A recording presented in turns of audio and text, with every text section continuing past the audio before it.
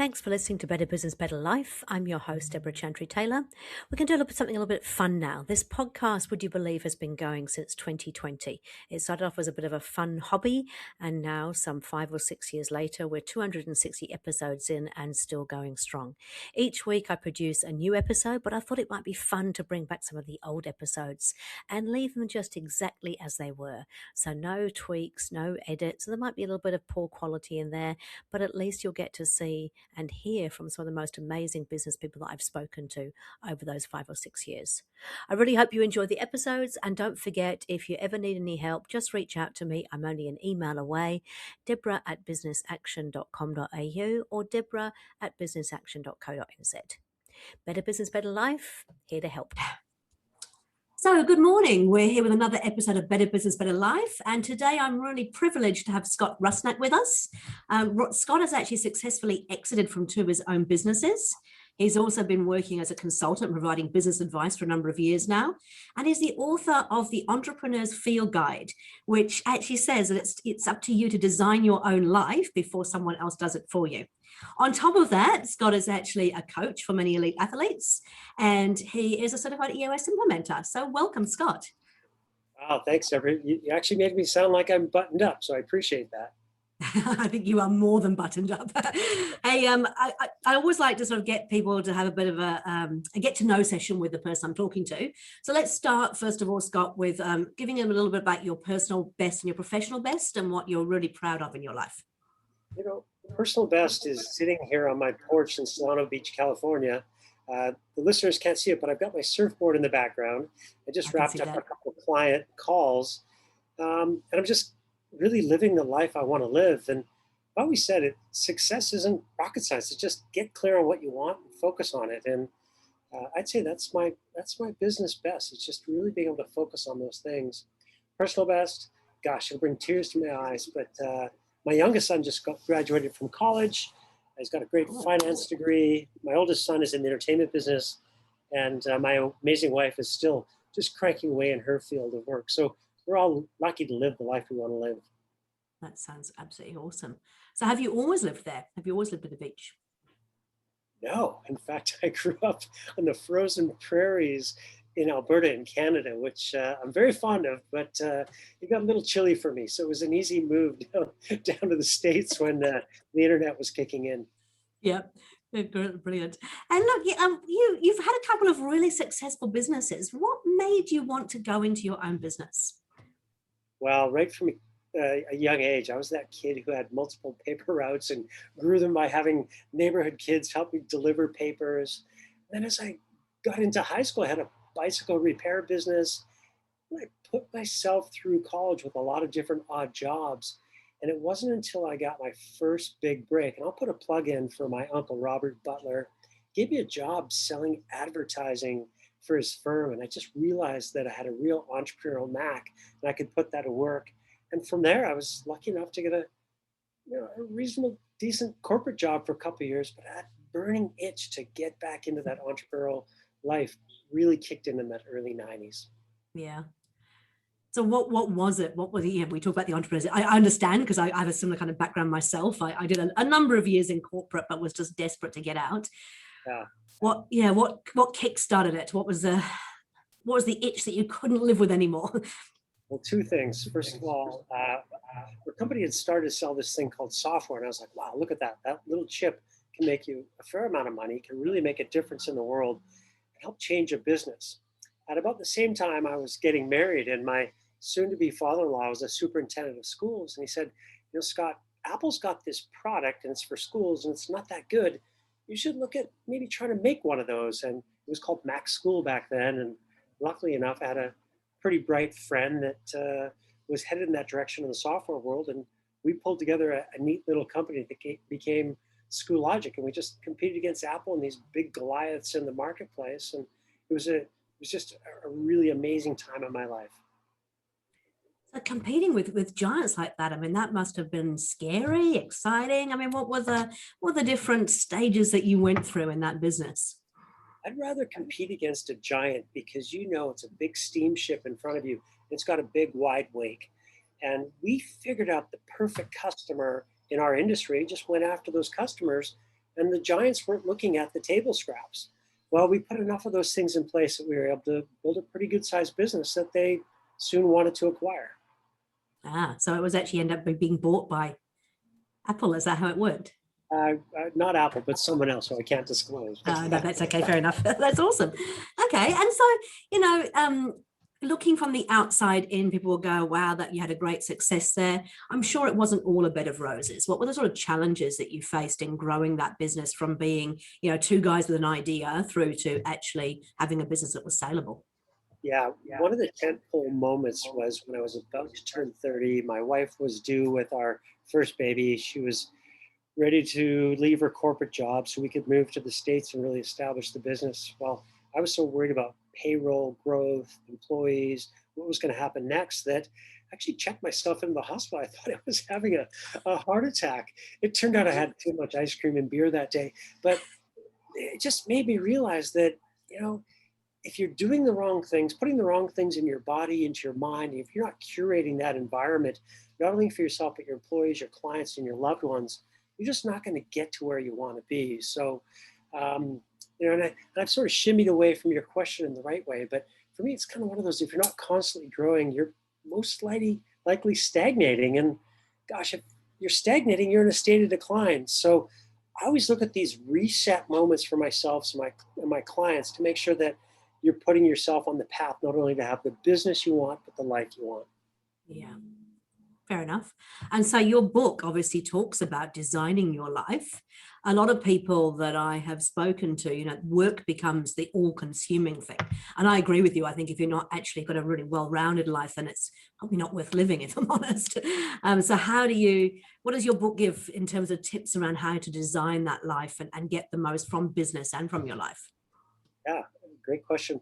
I guess one of the big things is I challenge the readers to be intentional about making every decision from this day forward with their future self in mind. And that doesn't mean some sort of panacea, but it's just seize the moment and make sure you're living and breathing with your own core values and your own vision in mind, and make sure others know that you're on that path. Mm-hmm. That makes perfect sense. So in the business, I mean, apart from the moment where you're checking yourself into hospital, which is pretty major, were there any other sort of, really big challenges that you faced that almost felt insurmountable? And if so, how did you overcome them? Yeah, absolutely. As we were going behind this massive behemoth of Apple and then Pearson Learning, we knew that at certain times we had to retool the business and reinvent ourselves. And we did that a couple of times, and it was daunting. It was frightening, but we knew each and every time that we had to walk before we would run, and really designed how we wanted the business to flow, not only for ourselves, but our clients. And it was just that open and honest communication part that helped us a ton. Okay. And we had a quick chat before we got onto this sort of podcast, and you talked obviously about the fact that you use some of the EOS tools, and you're now a certified EOS implementer. What do you think were what part of EOS had the most significant impact on your business, do you think? Oh boy, core values number one. Yeah. You've got to live and breathe with those core values in mind from the moment you wake up to the sessions you're in to how you close out your day. Every tricky decision, if you can use those core values as your bar, your guiding light, I think you're going to get everything you want out of your business and your life.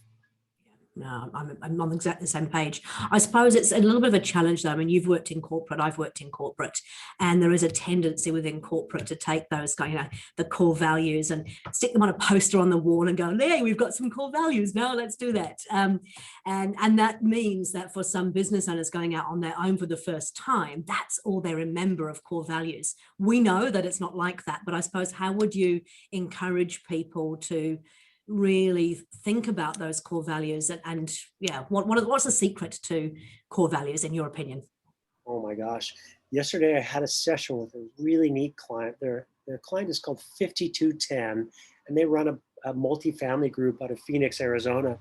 They've got some incredible core values. But one thing they do is they make sure these core values are evangelized, repeated, brought up every day, every week in their level 10s. A core value I absolutely love that they have is a mindset core value, and it's called "It Will Happen." So everyone has a mindset in that organization that it will happen. And these aren't flimsy, floozy core values that are like Disneyland. These are very realistic based on rocks, measurables, and the vision within the company. So they absolutely live and breathe with those core values in mind. I've got another client called Mar Residential. One of their core values is ridiculously responsive. Well, what does that mean for every employee? So they think about that with their vendors, their residents, and one another. They've got to be ridiculously responsive. So if we're living and breathing with those things in mind, I think you're going to get most everything you want out of your life. Yeah, no, that's awesome. So you've been doing EOS implementation now for how long has it been? My gosh, purely about 5 years. I had a period of my life where I was kind of doing it by the book, but not by the book, but purely for 5 years. Okay. And what made you decide to become an implementer? Yeah, as I was going through my own journey as a management consultant, let's just say I used the Scott operating system, which if you looked at it, it stands for SOS, which could be save our souls as well. So my clients were doing pretty good, but it wasn't until a lifelong friend who'd been in the community for quite a while said, hey, Scott, we know you've got ADD. We know that you're dyslexic. You've got all these things going on. Here's a structure you can bring to your clients and it can get you everything you want and get them everything you want. So that was an absolute light bulb moment for me. Brilliant. And so you've obviously been being certified. You've worked with quite a number of clients now, haven't you? How many clients have you worked with over that time? Oh my gosh. Well, let's say over the last 12 years, I've worked with well over 100 different organizations. And it's been fascinating. The journey has many ups and downs. And as we say at EOS, you've got to enter the danger a lot to be able to get people through that messy middle to that, really achieve that vision they want to get to. Yeah. No, I completely agree. Again, our listeners won't be able to see this, but I'm going to very quickly show you this. This is my elephant in the room. I have a smaller one that I use in my workshop downstairs. But I think that, yeah, a lot of what I deal with my clients is about talking about the things they've probably never talked about before. Or not in an open and honest way. And I think that, you know, when you actually start to enter that danger and get into it, so much wonderful stuff kind of comes out of it. So a little bit of pain along the way, but the end result is just phenomenal. Well, as entrepreneurs, you know, we all got to realize that a lot of people will say that will never work. People might be wincing at your mistakes, your missteps. But you know, if you can pick yourself up, you can realize that every obstacle is a learning opportunity.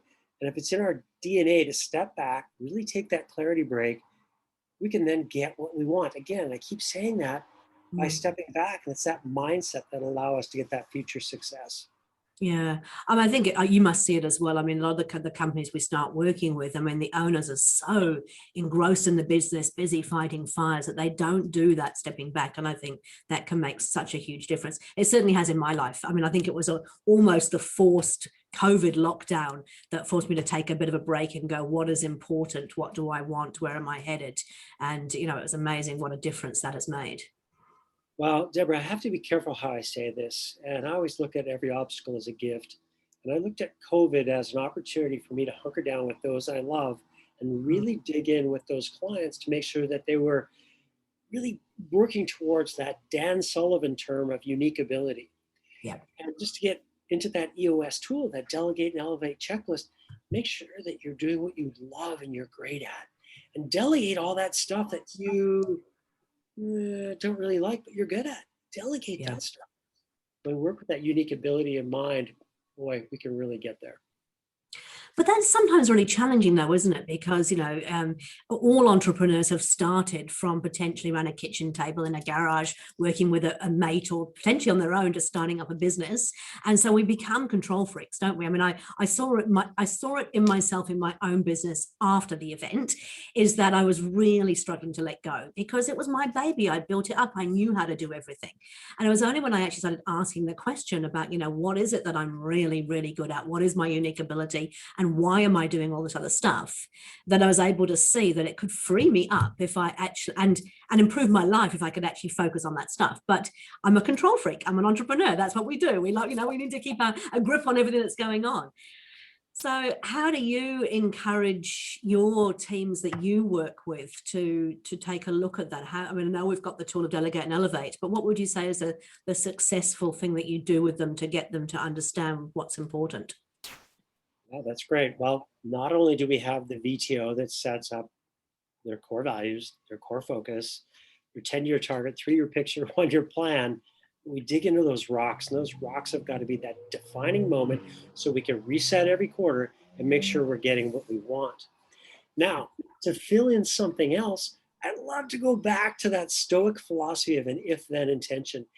If faced with this, what will you do then? When that obstacle occurs, what will you do?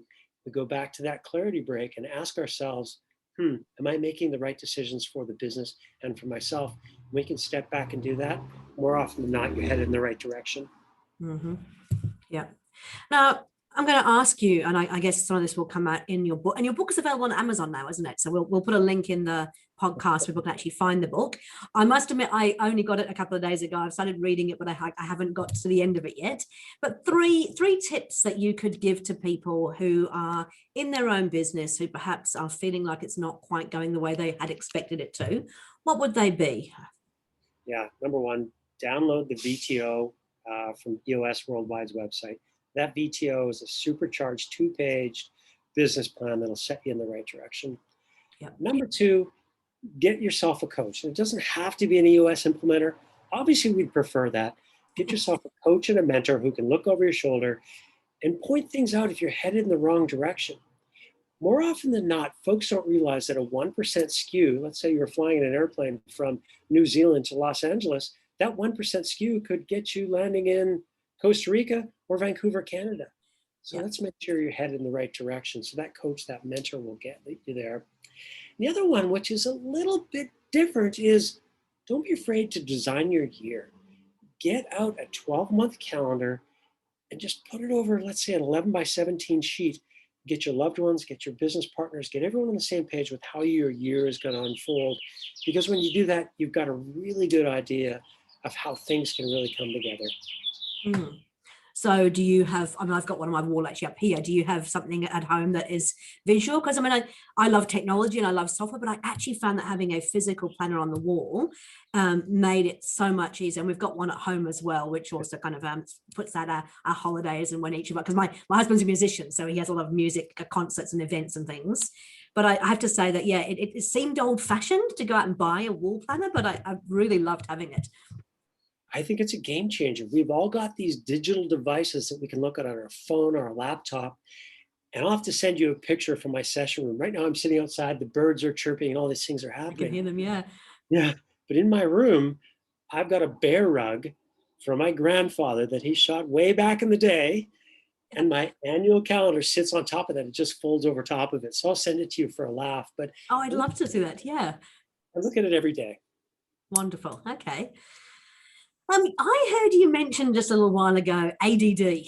This is something that I'm quite fascinating. So I just recently did an ADHD test myself, and it seems like I might well be on the scale somewhere, which might explain a few of my life decisions and things that I've done. But is that something that you have been diagnosed with? Is that something that, and how do you deal with it? Because I think a lot of entrepreneurs probably do have it.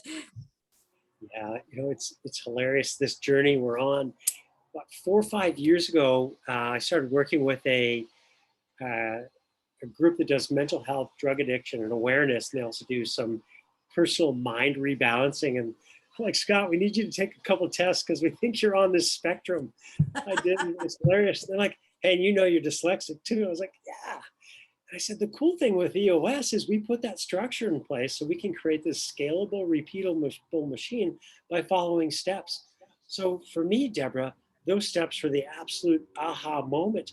I know what my steps are in the process, and my clients know the proven process too. So it makes it so much easier when everyone understands the steps and your deficiencies. Because when you're vulnerable with one another, oh my gosh, that trust factor goes through the roof. Mm.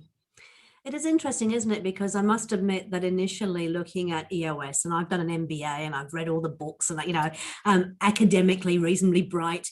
And it's sort of like, oh my God, it's simple. I loved it because it is really, really simple. But will other people think it's too simple? And I had this fear at first when I started speaking to people, because if it's that simple, how does it really work? But of course, we know the brilliance is in the simplicity. So, have you ever had any clients who've kind of gone, hey, look, this is all a little bit too simple, we don't think this is going to work, and what do you do with that? It happens all the time. In fact, I had a client that was the first North America to win a gold medal in ski jumping and cross country skiing. His name's Billy DeMong. He said to me, Scott, this is really simple. I said, well, so is ski jumping. All you got to do is go down that thing. He's like, well, it's not like that. Okay, well, neither is running a business. Let me explain. And it's those little fine tuning moments about what's your clarity, how do we get mindset, how do we execute, and just stepping back and putting these simple tools in place. It's trickier than it looks. Sorry about that. It happens all the time. But we can get clarity on that stuff, off we go. Yeah, no, I completely agree. And do you have, obviously you've got your book and we've got the EOS things. Do you have a favorite kind of personal tool that you use in your personal life as well? Or do you actually apply the EOS principles to your personal life? Oh, I do. It's in the corner over my right shoulder. Yep. It's in the session room over my left shoulder. It's a surfboard and a mountain bike. And that tool is called a clarity break. So I'll go out, I'll surf this afternoon, probably for a couple of hours. I'm not very good, but it just gives me this clarity of just, if I can't catch a wave, that's fine. I'm just sitting there and thinking about things and they pop to my head. Or I'll go for a long 2-3 hour mountain bike ride. And again, it's that clarity that really allows me to attack the week and the day. Yeah, I just posted this morning actually on LinkedIn. We do a cycle ride each morning with our dogs, and we don't go particularly fast because we have to let the dogs keep up with us, but it's actually a really great time. And what I've started to realize is the days that I don't do it, I don't have such a great day. The days that I actually go out there and do that, it's a great start to the day. It really is. But I think you're talking about even taking longer breaks as well. Like, it's important to actually allocate time, isn't it? Where you can say, I'm going to have 2 or 3 hours without electronic devices, without any distractions, that I can actually just be with myself and with my thoughts. Is that fair? Absolutely. In fact, I did a talk last week at one of our breakout sessions for EOS Worldwide. And I talked about designing your environment so you can have those breakthroughs. And your environment is so much more than what you're looking at. It's what you're putting in your head, what you're eating, what you're experiencing, what you're looking at, how you're behaving, who you surround yourself with. So if we put all those things together, that clarity really comes together. And if it's taking your dogs for a bike ride, I like that too. Yeah, and they enjoy it too, which is great. And I must admit, it also means if you've got dogs, for us, it was, you have to go every day, rain, hail or shine. We're going out there and we're actually doing it, which is really cool. Okay, looking at time, we're about to wrap up. Is there anything else that you'd like to share with the listeners? And I'd also just like to tell you to tell them a little bit about, your business and how they can get in contact with you.